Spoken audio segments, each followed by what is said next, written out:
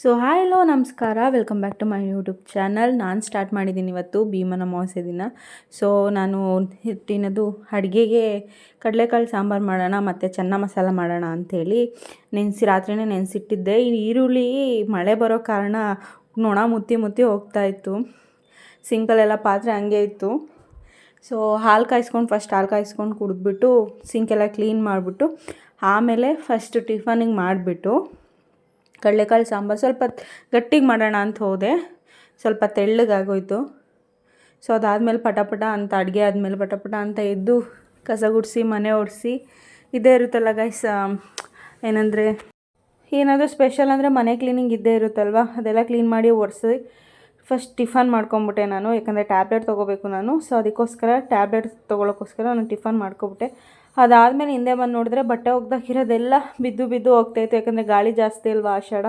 So ಅದಾದಮೇಲೆ ಮಧ್ಯಾಹ್ನ ಮೇಲೆ ಒಂದು 2:30 ಮೇಲೆ ನಾನು ಸ್ನಾನ ಮಾಡಿದೆ. ಒಂದು ದೇವ್ರ ಮನೆಗೆ ಹೋದೆ.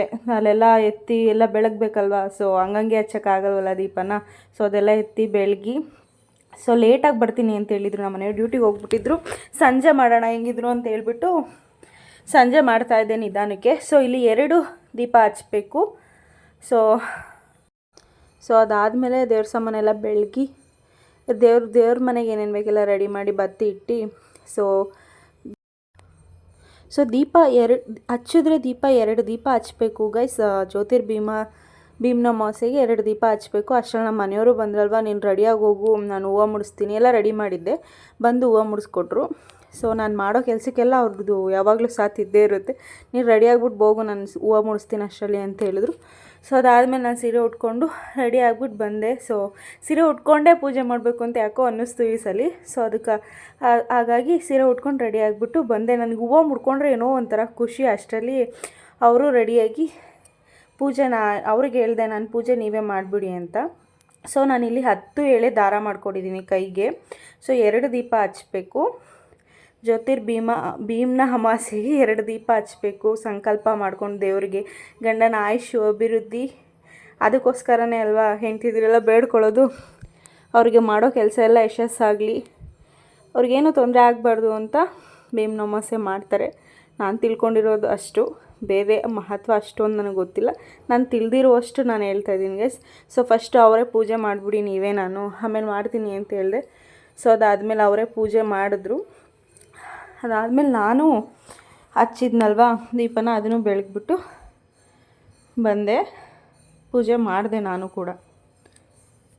ಅವ್ರು ಮಾಡಿದ ಹಿಂದೆಯೇ ನಾನು ಕೂಡ ಪೂಜೆ ಮಾಡಿದೆ. ಹೊಸಲು ಪೂಜೆ ಮಾಡಿ ನಾನು ಹಚ್ಚಿದ್ನಲ್ವ ದೀಪ, ಅದನ್ನು ಬೆಳಗಿ ಆ ದಾರಾನ ನಾನು ಏನದು ಕಂಕಣ ಕಟ್ಟಿರ್ತೀವಲ್ವ, ಅದನ್ನು ಸಂಕಲ್ಪ ಮಾಡ್ಕೊಂಡಿರ್ತೀವಲ್ವ, ಆಯುಷು ಆರೋಗ್ಯ ಅಭಿವೃದ್ಧಿ ನಮ್ಮೆಲ್ಲ ಕೆಲಸ ಕಾರ್ಯಗಳು, ಅವರ ಎಲ್ಲ ಕೆಲಸ ಕಾರ್ಯಗಳು ಚೆನ್ನಾಗಾಗಲಿ ಅಂತ ಹೇಳ್ಬಿಟ್ಟು ಸೊ ಅದನ್ನು ನಾನು ಪೂಜೆ ಮಾಡಿಕೊಂಡು ಇಲ್ಲಿ ಪಾದ ಪೂಜೆ ಮಾಡ್ಕೊಳ್ಳೋಕ್ಕೆ ರೆಡಿ ಮಾಡ್ಕೊತಿದ್ದೆ ನಾನು. ನನ್ನ ಪಾದ ಪೂಜೆ ಮಾಡ್ಕೊಳ್ಳೋಕ್ಕೆ ಎಲ್ರಿಗೂ ಗೊತ್ತೇ ಇರುತ್ತಲ್ವ, ಅರಿಶಿನ ಕುಂಕುಮ ಅಕ್ಷತೆ ಹೂವು ಮತ್ತು ನೀರು ತಟ್ಟೆ. ನಾನೊಂದು ಸ್ವೀಟ್ ಇಟ್ಕೊಂಡಿದ್ದೀನಿ ಗೈಸ್. ಇದು 10 ಎಳೆ ದಾರ ನಾನು ಮಾಡ್ಕೊಂಡಿರೋದು. 10 ಎಳೆ ದಾರನೇ ಮಾಡ್ಕೋಬೇಕು. 10, 7 ಈ ಥರ ಎಳೆ ದಾರ ಮಾಡ್ಕೋಬೇಕು.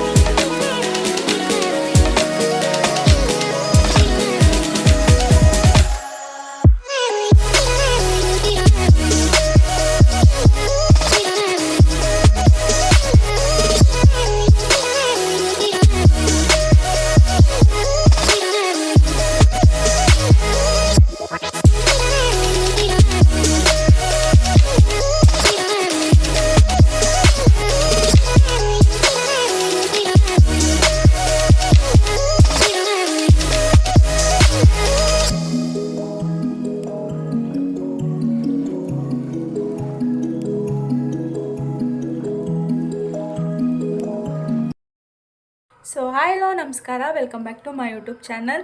ಎಲ್ರಿಗೂ ಭೀಮ್ ಅಮಾವಾಸ್ಯೆಯ ಶುಭಾಶಯಗಳು. ಸೊ ನನಗೆ ಜಸ್ಟ್ ಇವಾಗ ತಾನೇ ಪೂಜೆ ಆಯಿತು. ಸೊ ಪೂಜೆ ಮುಗಿಸ್ಬಿಟ್ಟು ಯಾರು ಇನ್ನೂ ವೀಡಿಯೋ ನೋಡಿಲ್ಲ ದಯವಿಟ್ಟು ವೀಡಿಯೋ ನೋಡ್ಕೊಂಡು ಬನ್ನಿ. ಇನ್ನು ಯಾರು ನನ್ನ ಚಾನಲ್ನ ಸಬ್ಸ್ಕ್ರೈಬ್ ಮಾಡ್ಕೊಳ್ಳದೆ ವೀಡಿಯೋಸ್ ನೋಡ್ತಿದ್ರೆ ಪ್ಲೀಸ್ ಸಬ್ಸ್ಕ್ರೈಬ್ ಮಾಡ್ಕೊಳ್ಳಿ. ಆ್ಯಂಡ್ ಸಬ್ಸ್ಕ್ರೈಬ್ ಮಾಡ್ಕೊಂಡು ನೋಡ್ತಿರೋರು ಎಲ್ಲರಿಗೂ thank you so much. So ಇವಾಗ ಜಸ್ಟ್ ಪೂಜೆ ಆಯಿತು. ಬನ್ನಿ ಇವಾಗ ಊಟ ಹಾಕ್ಕೊಡೋಣ ಅವರಿಗೆ. ಅವ್ರು ಬಂದಿದ್ದೇ ಲೇಟು, ಊಟ ಮಾಡಿರಲಿಲ್ಲ. ಇವಾಗ ಊಟ ಹಾಕ್ಕೊಡೋಣ. Take this. ಪೂಜೆ ಮಾಡ್ಕೊಂಡು ಭೀಮ್ ನಮಸ್ತೆ. ಹೇಗೆ ಅನ್ನಿಸ್ತಾ ಇದೆ ರಿಷಿಕೇಶ್? ತುಂಬ ಚೆನ್ನಾಗಿದೆ. ದಿನ ತೊಳಿ ಅಂತ ಹೇಳ್ತೀಯಾ? ದಿನ ತೊಳ್ಸ್ಕೊಳಕ್ಕಾಗಲ್ವಲ್ಲ. ಸೊ ತಿನ್ಬಿಟ್ಟು ಹೆಂಗೈತೆ ಅಂತ ಹೇಳು.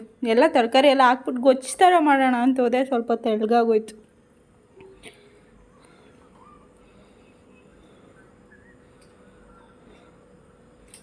ಹೆಂಗೈತೆ? ಚೆನ್ನಾಗಿದೆಯಾ? ನಿಜ? ಸೊ ಗೈಸ್, ಇವಾಗ ದೇವಸ್ಥಾನಕ್ಕೆಲ್ಲಾದರೂ ಹೋಗಬೇಕು. ನನಗೆ ಸೀರೆ ಇಟ್ಕೊಂಡು ಹ್ಯಾಂಡಲ್ ಮಾಡೋಕ್ಕಾಗಲ್ಲ. ಸೊ ಡ್ರೆಸ್ ಹಾಕ್ಕೊಂಡು ದೇವಸ್ಥಾನಕ್ಕೆ ಹೊರಟು ಇನ್ನೊಂದು ಸ್ವಲ್ಪ ಕತ್ಲೆ ಆಗಲಿ, ಒಂದು 7 ಗಂಟೆ ಆಗಲಿ, ಅವಾಗ ಪೂಜೆ ಆಗ್ತಾ ಇರುತ್ತೆ ಎಲ್ಲ ಕಡೆ. ಸೊ ಅವಾಗ ಹೋಗ್ಬಿಟ್ಟು ಬರಬೇಕು. ಇವಾಗ ಡ್ರೆಸ್ ಚೇಂಜ್ ಮಾಡ್ತೀನಿ. ಸೀರೆ ನನ್ನ ಕೈಲಿ ಹ್ಯಾಂಡ್ಲು ಮಾಡೋಕ್ಕಾಗಲ್ಲ ಜಾಸ್ತಿ ಹೊತ್ತು, ಆಯಿತಾ? ಏನೋ ಹಿಂಗೆ ಒಂದು 10 ಮಿನಿಟ್ಸ್, ಒನ್ ಅವರ್ ಅಷ್ಟೇ ಮ್ಯಾಕ್ಸ್ ಟು ಮ್ಯಾಕ್ಸ್ ನನ್ನ ಕೈಲಿ ಹ್ಯಾಂಡ್ಲು ಮಾಡೋಕ್ಕಾಗೋದು ಸೀರೆನ. ಸೊ ಡ್ರೆಸ್ ಚೇಂಜ್ ಮಾಡ್ಕೊಂಡು ದೇವಸ್ಥಾನಕ್ಕೆ ಹೋಗ್ಬಿಟ್ಟು ಬರೋಣ. ಬನ್ನಿ, ನನಗೂ ಹೊಟ್ಟೆ ಹಸಿತೈತೆ, ಊಟ ಮಾಡಬೇಕು. ಸೊ ಆವಾಗಲೇ ಹೇಳಿದ್ನಲ್ವ ಸಂಜೆ ಮೇಲೆ ದೇವಸ್ಥಾನಕ್ಕೆ ಹೋಗೋಣ ಅಂತ ಹೇಳ್ಬಿಟ್ಟು ನಾವು ಕಾಳಿಕಾಂಬ ದೇವಸ್ಥಾನಕ್ಕೆ ಹೋಗಿದ್ವಿ. ತುಂಬ ಚೆನ್ನಾಗಿ ಅಲಂಕಾರ ಮಾಡಿದರು. ನಿಜವಾಗ್ಲೂ ನೋಡ್ತಾ ಇದ್ದರೆ ದೇವ್ರನ್ನ ನೋಡ್ತಾನೇ ಇರಬೇಕು ಅಂತ ಅನ್ನಿಸ್ತಿತ್ತು ಗೈಸ್. ಅಷ್ಟು ಚೆನ್ನಾಗಿ ಹೂವನ್ನ ಅಲಂಕಾರ ಮಾಡಿದರು. ನಿಜವಾಗ್ಲೂ ನಾನು ಆ ಥರ ಎಕ್ಸ್ಪೆಕ್ಟೇಷನ್ ಮಾಡಿದ್ದಿಲ್ಲ. ಸಕ್ಕದಾಗಿ ಮಾಡಿದರು ಅಲಂಕಾರ ಮಾತ್ರ. ನೀವೇ ನೋಡಿ, ನೀವೇ ಕಮೆಂಟ್ ಮಾಡ್ತೀರ, ಅಷ್ಟು ಚೆನ್ನಾಗಿ ಅಲಂಕಾರ ಮಾಡಿದರು ದೇವಸ್ಥಾನದಲ್ಲಿ.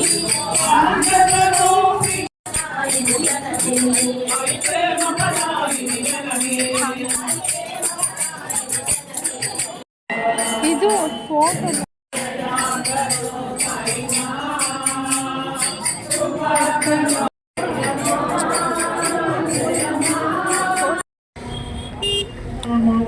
ಹಂಗೆ ಇಟ್ಕೊಂತೀಯ ಗಾಡೀಲಿ?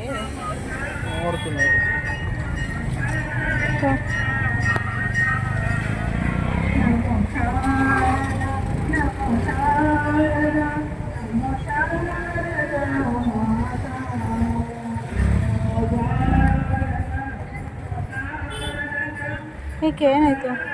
ಕೆಳಗಡೆಯಿಂದ ಹೋಗ್ಬಿಟ್ಟಿತ್ತು.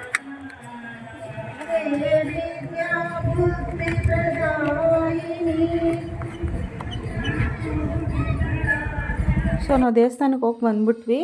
ಸೊ ಅದಾದಮೇಲೆ ಬೇಕ್ರಿಲಿ ನಮ್ಮ ಮನೆಯವರು ಹೊಟ್ಟೆ ನೋಯ್ತಿತ್ತು ಅಂತ ಹೇಳ್ಬಿಟ್ಟು ಅವ್ರು ಒಂದು ಸೋಡಾ ತೊಗೊಂಡ್ರು.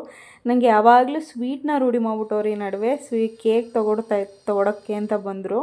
ಹಾಗೆ ಸೋಡಾ ತೊಗೊಂಡು ಕೇಕ್ ತೊಗೊಳೋಣ ಅಂತ ನೋಡಿ, ನನಗೋಸ್ಕರ ಹನಿ ಕೇಕ್ ಬೇರೆ ತೊಗೊಟ್ರು. ಹನಿ ಕೇಕು, ಒಂದು ಮಾಜಾ, ಅವರಿಗೆ ಒಂದು ಸೋಡಾ ತೊಗೊಂಡ್ರು. Thank you for watching. Subscribe to my YouTube channel. Love you all. Bye.